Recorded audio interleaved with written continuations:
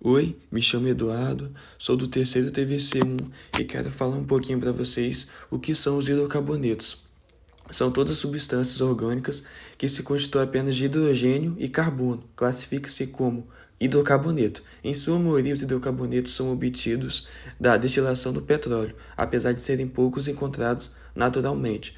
Os hidrocarbonetos estão presentes no nosso cotidiano.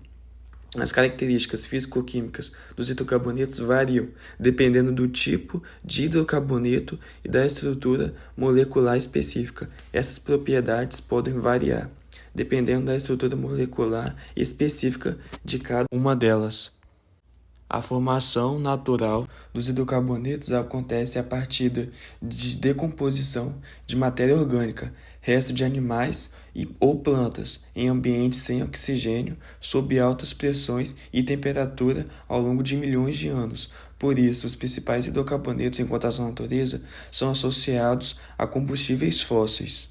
Eles são obtidos na natureza através do petróleo, do gás natural e do carvão mineral. Os processos industriais são feitos a partir da destilação fracionada do petróleo, craqueamento, reforma catálica e polimerização. Os hidrocarbonetos também têm as suas classificações, como os alcanos. Os alcanos são hidrocarbonetos saturados, em que todos os carbonos fazem apenas ligações simples, ou seja, que só existe uma ligação covalente entre os carbonos. Também tem os alcenos. São hidrocarbonetos em que existe apenas uma ligação dupla ou átomos de carbono. Eles são insaturados, porque os carbonos não fazem 4 ligações simples, ou seja, não ainda saturados de ligações simples. Alcinos, existe pelo menos uma ligação tripla entre os átomos desse carbono. Cíclicos. Os hidrocarbonetos cíclicos são de grupo de composto orgânico que possui pelo menos um anel de carbono em sua estrutura molecular. Os anéis podem conter uma variedade simples, dupla ou tripla entre os átomos de carbono, formando estrutura fechada. Os hidrocarbonetos aromáticos são hidrocarbonetos cíclicos que possuem ligações duplas alternadas, conhecido como anéis aromáticos. Em geral, a propriedade geral dos hidrocarbonetos se parecem bastante. Essa função orgânica tem muitas propriedades químicas e físicas semelhantes, a variar pela cadeia carbônica. Em geral, obrigatoriamente, todos os hidrocarbonetos são apolares, ou seja, são completamente insolúveis em água, H2O.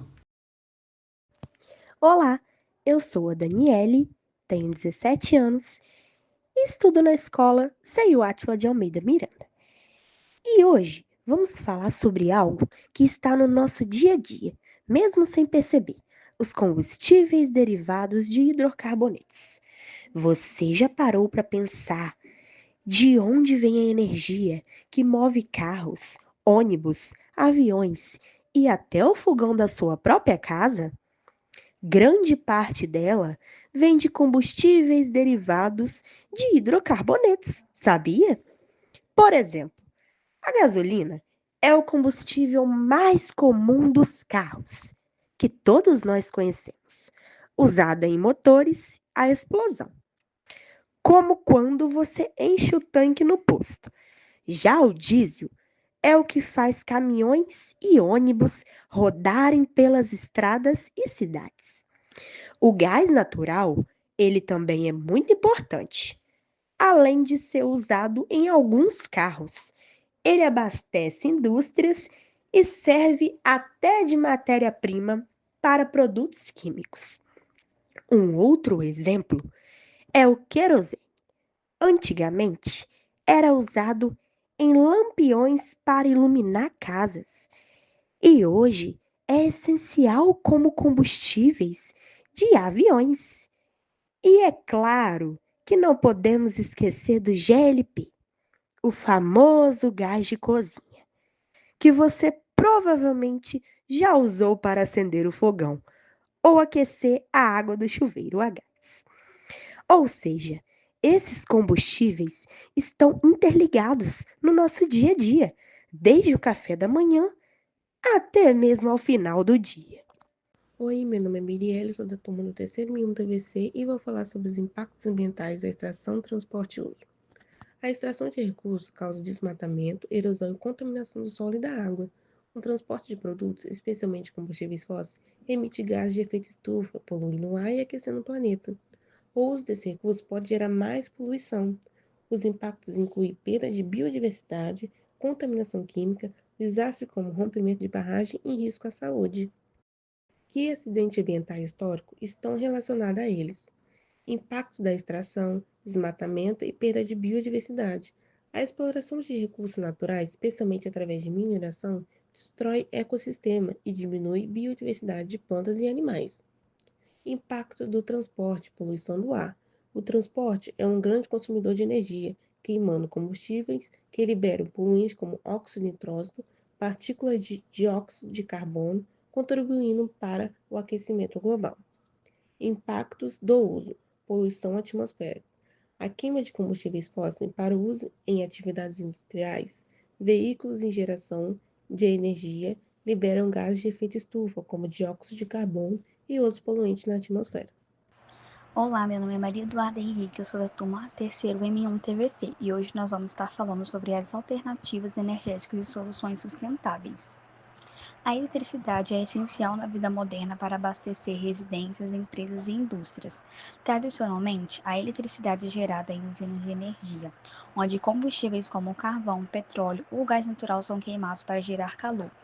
Esse calor ferve a água e gera vapor, que gira turbinas conectadas a geradores, produzindo eletricidade. Embora eficaz, esse método depende de combustíveis de hidrocarbonetos, que apresentam desvantagens significativas, tanto em termos de sustentabilidade quanto de impacto ambiental.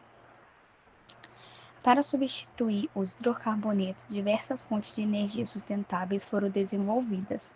A energia solar captura a luz solar e a converte em eletricidade por meio de painéis solares. A energia eólica utiliza turbinas para gerar eletricidade a partir do ar em movimento, enquanto a energia geotérmica aproveita o calor interno da Terra. A energia hidrelétrica gera eletricidade a partir do fluxo de água, e a energia nuclear libera enormes quantidades de energia por meio da fissão nuclear. Essas alternativas são mais limpas e renováveis e, ao contrário dos hidrocarbonetos, não emitem gases de efeito estufa nocivos. Agora vamos estar falando sobre que tecnologias ou práticas podem reduzir seus impactos. Temos os sensores inteligentes e monitoramento em tempo real, que durante a operação, esses sensores inteligentes, eles monitoram a liberação de gases poluentes como o metano. E temos métodos de injeção para maximizar a extração de tecnologias como injeção de dióxido de carbono, que é onde o dióxido de carbono é introduzido nos depósitos. Superam os métodos tradicionais menos eficientes. E este processo não só atrai mais petróleo, como menos perfuração, mas também permite o armazenamento, reduzindo as emissões. E economia circular nas refinarias. As refinarias modernas adotam a abordagem de economia circular, reciclando subprodutos e resíduos gerados durante o processamento do petróleo. E isto contribui para a redução de resíduos e mantém os níveis de poluição sob controle. E também temos a captura e armazenamento de carbono, CCUS. Uma das tecnologias mais promissoras é a captura e armazenamento de carbono, também conhecida pela sigla em inglês CCUS, Carbon Capture, Utilization and Storage. E esta abordagem ela envolve a captura de dióxido de carbono antes de ser liberada na atmosfera e o seu armazenamento seguro, por exemplo, em formações geológicas subterrâneas. Oi, eu sou a Milena, do terceiro M1 TVC, e eu vou estar explicando os poluentes que são gerados na combustão de hidrocarbonetos. Na combustão de hidrocarbonetos, como gasolina, diesel, até mesmo no gás de cozinha, vários poluentes são gerados, e entre esses são os monóxido de carbono, hidrocarbonetos não queimados, complexos ou voláteis, óxido de nitrogênio, dióxido de enxofre, material particulado, hidrocarbonetos policíclicos aromáticos, aldehídos, peroxiáceo nitratos, ozônio troposférico e o vapor de água. O monóxido de carbono Ele é um gás incolor, inodoro e altamente tóxico. Ele é produzido quando a combustão é incompleta, ou seja, quando não há oxigênio suficiente para converter todo o carbono em dióxido de carbono.